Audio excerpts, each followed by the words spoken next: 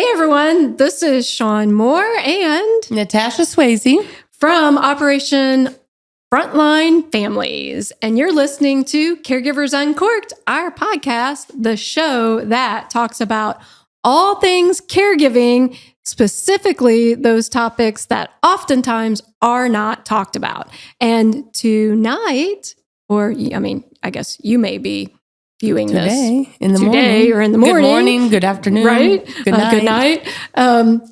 We're going to talk about our first responder families. I am super excited about talking about first responder families because it is near and dear to my heart. And at the beginning of the season 1 episode, we talked about why we changed our name from Caregivers on the Home Front to Operation Frontline Families, because we did want to be more inclusive to frontline workers, whether firefighter. It's like our shit chat firefighter. I could say fighters like my 8-year-old daughter, but nurses, dispatch, all those frontline workers that we really didn't recognize. I mean, as much as we started to during the pandemic, it's like that's when I really feel like they started getting the recognition they needed and deserved, because they definitely kept on working. That's right. And you mentioned shit chat. I want to make sure that you all stay on until the end of the show. About 5 minutes before the end of the show, we will get to shit chat. And that's just something that may be maybe has a burr up our butt and we want to talk about it. It can be up your butt this time. Yeah, I guess last episode it was up her butt. So anyway. But why is it so near and dear to your heart, Sean? Well, some of you may know, but many of you don't. I was an officer with Kansas City Police Department for almost 15 years. I left in January of 2019. And, one of the things that I really recognized through that time, as well as, first of all, I was a single mom for most of the time during my days on the police department. And one of the things that always worried me was getting into a fight at work where I would come home and my girls would be able to see that and them not ever wanting me to go back to work again. So I think for me, and I don't know if it's being female, being a mom, but I really understood that family member dynamic. And that's one, just like in the veteran caregiver space, that we oftentimes don't talk about those families that say goodbye every day and not know if their loved one is going to make it home or not. And what that burden must be, especially when there's something on the news that has happened, whether it's at home, whether it's with your department or someone else's. A crazy thing is almost every time I go out of town, something happens where an officer got hurt or unfortunately lost their life. We see you. We see those family members, and we want to make sure that we're doing the best that we can to support the family that says goodbye every day, hoping that their loved one returns at the end of the night or the next morning. And that's got to be very stressful. Thinking about your role as a single mom, putting on the uniform, walking out the door, and just knowing that you were the primary provider for your daughters and still doing it every day. Yeah. I think for officers, I don't think we oftentimes think about that because if we do, it could cloud our judgment on calls. So it's a job. We go out, we do it, and we come back home. If you get caught up in thinking that you may get into something that you can't get through, or you may lose your life over, I think that puts you in a spot that you are unsafe to yourself and to those, your partner, and to the community that you may be protecting. But I think it's different for our families, especially in our climate for the past few years around first responders and the police. And a lot of officers are veterans, right? They are. Many officers are veterans. And I mean, here's a little tidbit too. Natasha has a personal connection to the police department because she may be dating someone that is an officer. So you understand this too. Yeah, I love him a little bit. You love it. Oh, look at that public declaration out to all of you in the universe here. So family members. Is she getting red? I think maybe I got her back a little bit from one of our previous episodes. I'm blushing. So family members, you being an officer and working internally, what resources are there out there externally for family members that, if I was married, okay, and we talked about this a little bit before we went live, but if a spouse was worried that their partner was drinking too much, dealing with all the things that come with policing, whether it's PTSD or whatever it is, how would they go about reaching out to someone for help? Because I think just like in the military veteran world, caregiving world, it has to be scary to want to come forward as an officer or a family member just for fear of, especially with your mental health, just a fear of maybe not being able to do your job or other people thinking that maybe you couldn't do your job. Well, and I think that's the problem that we've had for quite some time. Although I've got to give a shout out to those departments that are coming around. They're offering that peer support, offering that mental health support to the officers, and making it okay to say, I'm not okay. We can do that, but until we see that happening and know that it's okay to say something, and you're not going to, the biggest fear for police officers is getting your gun taken away and not being able to do your job if you say, hey, I'm not doing very well. So when we make it okay, and leadership has to do that, then we're going to get somewhere. Now, I know there's some great programs here locally that offer that peer support for those officers, those dispatchers and call takers. Because that has to be, I think about just, oh my gosh, just all the stress that goes into any part of it, working in a department, just how stressful all of that is and how it does affect your mental health. Absolutely. And, even the police department is made up of a ton of civilians as well, but because they're around officers, you get to, that's your family. That is your family. So even our civilians that work on the police departments, they need to make sure that they're being taken care of as well. And when it comes to family members and those civilians on the department, I think we can do a better job. And that's kind of for Operation Frontline Families. We want to make sure we are providing those educational opportunities for what do you do if you see that your loved one is drinking too much. That's a great way, not a great way, I shouldn't say it like that. It's not a great way to numb your problems, but that's a common way. It's a common way. Yes. Thank you. That's a common way of numbing your pain, your emotions.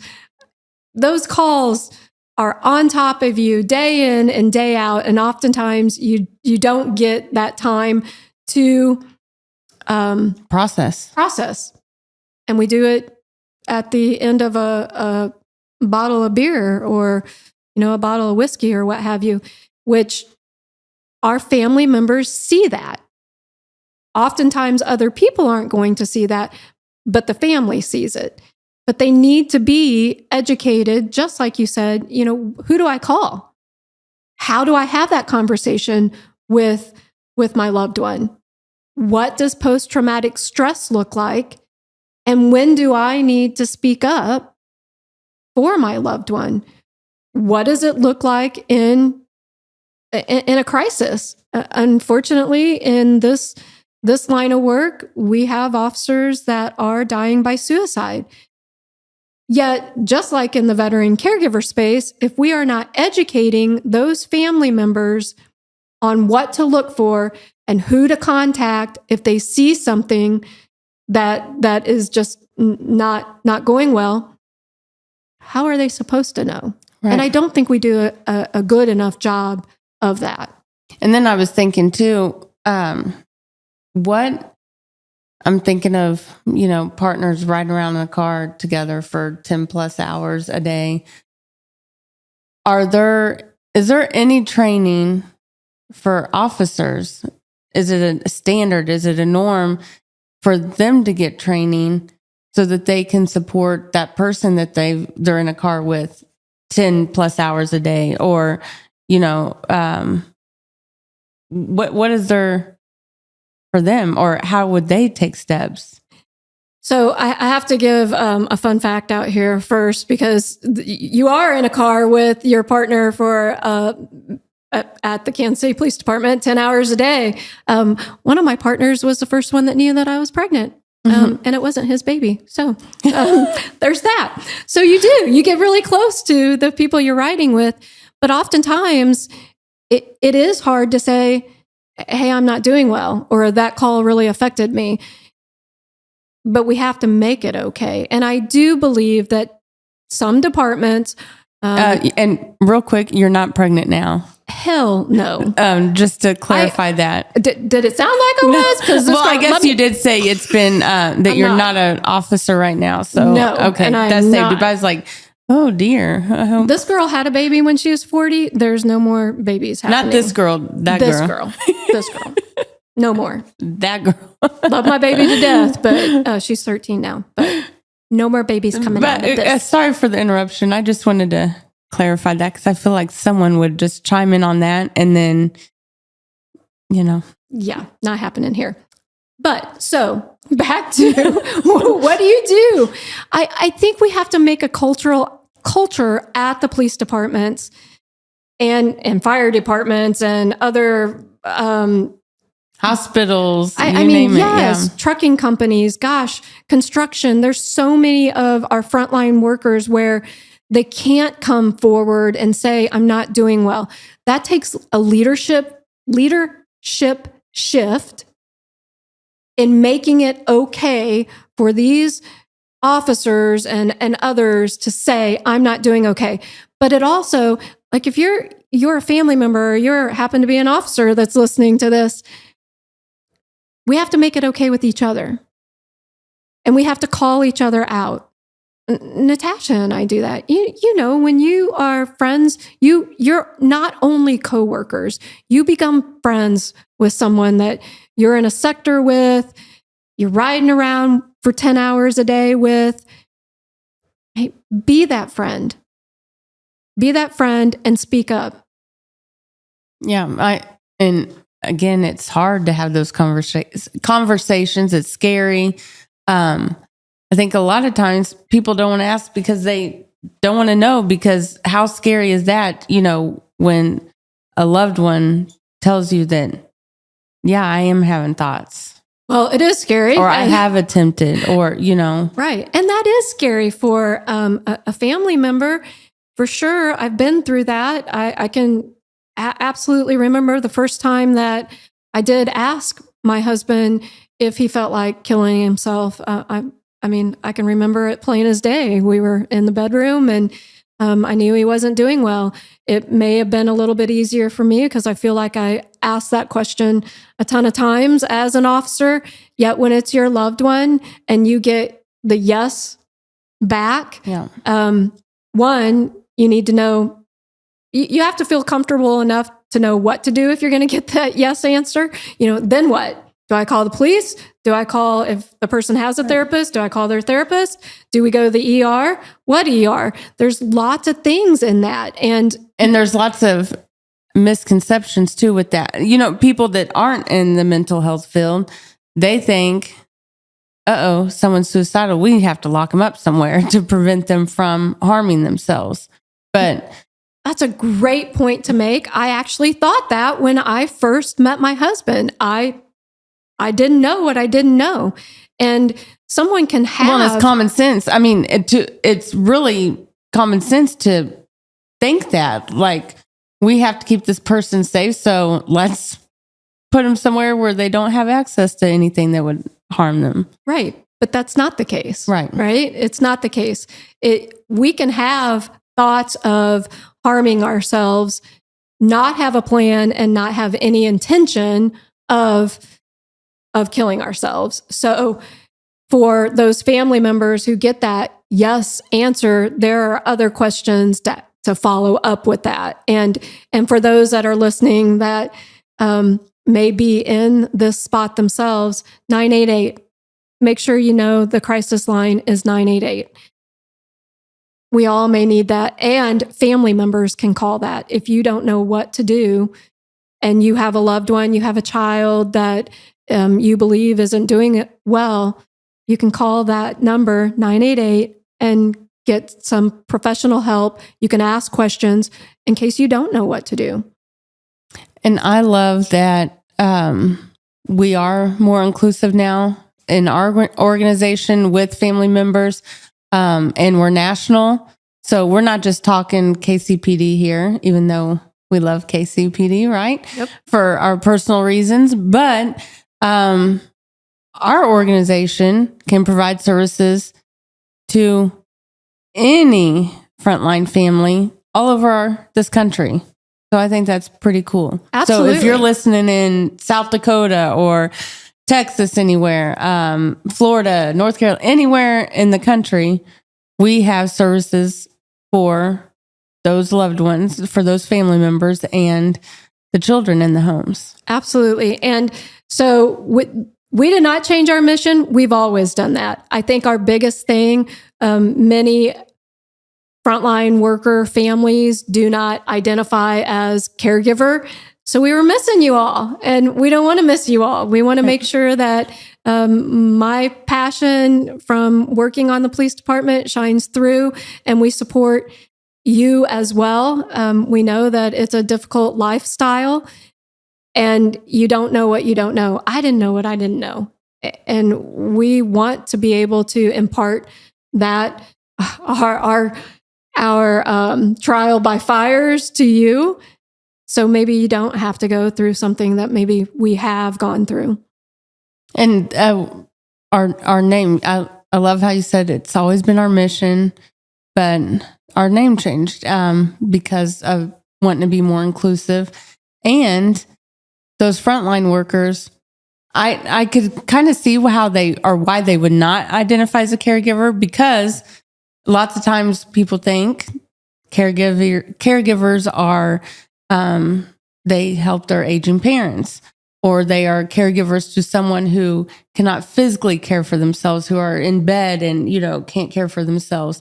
I'm not going to say no one, but lots of people don't think that caregivers also help those people with mental health challenges. And I think that's a huge one. And I'm assuming it would be a huge one in the frontline, first responder, police, firefighting, medical world. It is. And I want everyone to know and really understand, when you're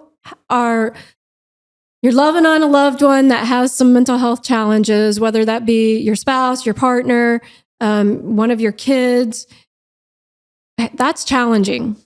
It's challenging. If you're not getting that support yourself, you can find your own self in the spot of your loved one. I've been there, I've done that, and that is one reason why we're here. It's a difficult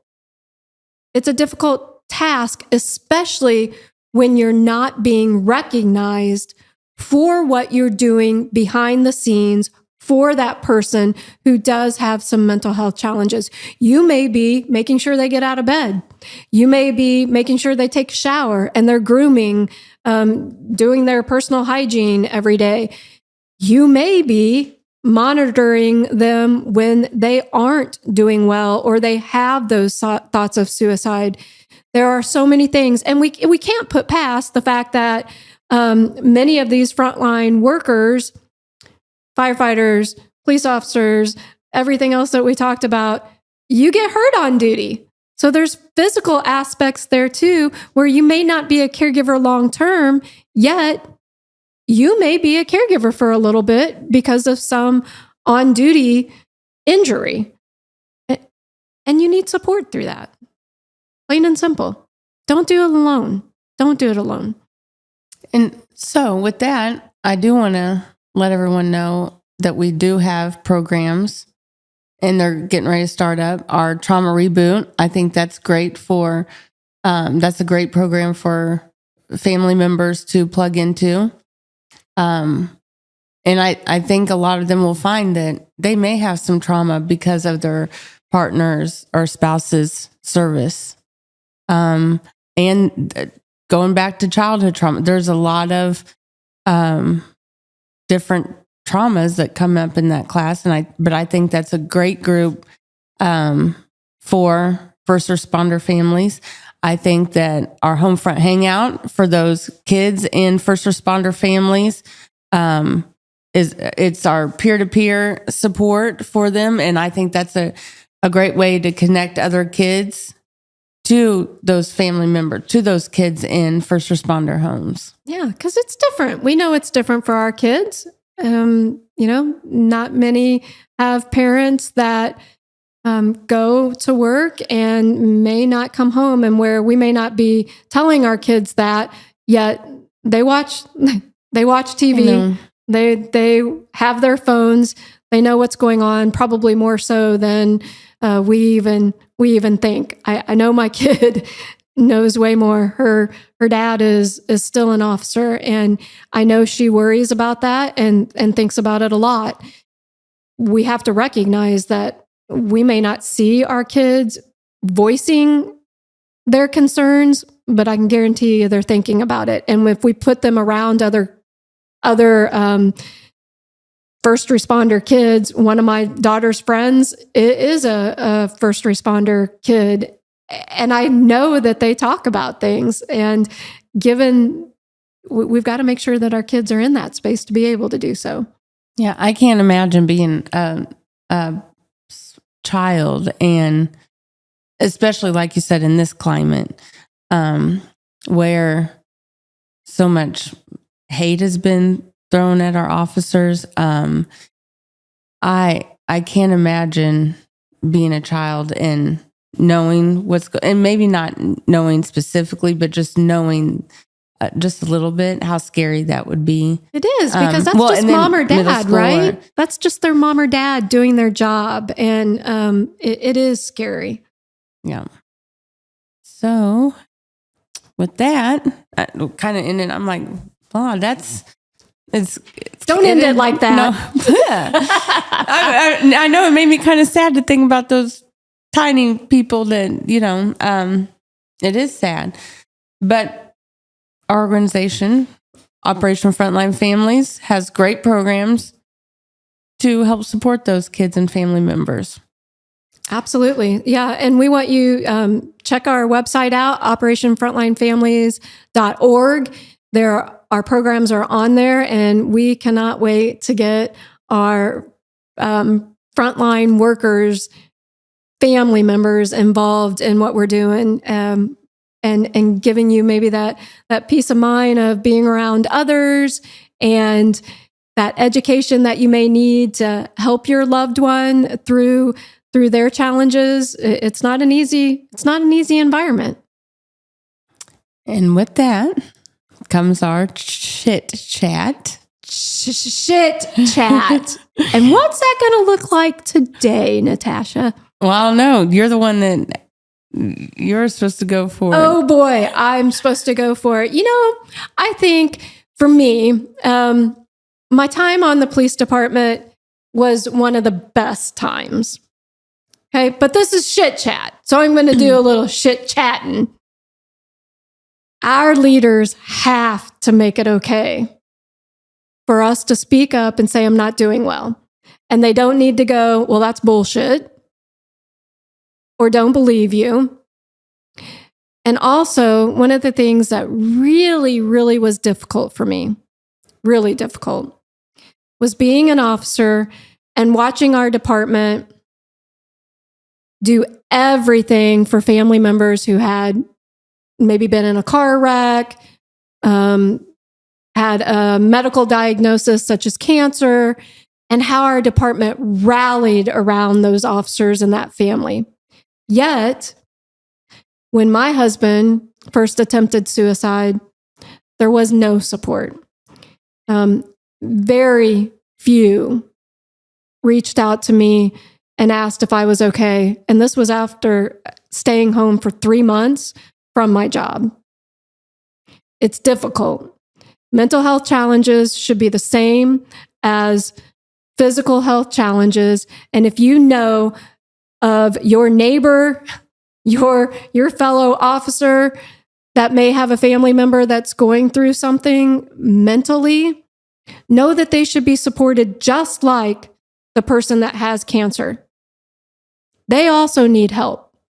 Many times when a loved one is inpatient, visiting hours happen to be right at dinner time, which is another shit chat topic, but we'll save that one. It would really have been nice to get some meals delivered. It would have been really nice to have somebody mow my yard, even though I'm capable. I get it. Yet I had a lot on my mind. Right. And I had children that I was supporting as well through that crisis. See physical and mental health as one in the same.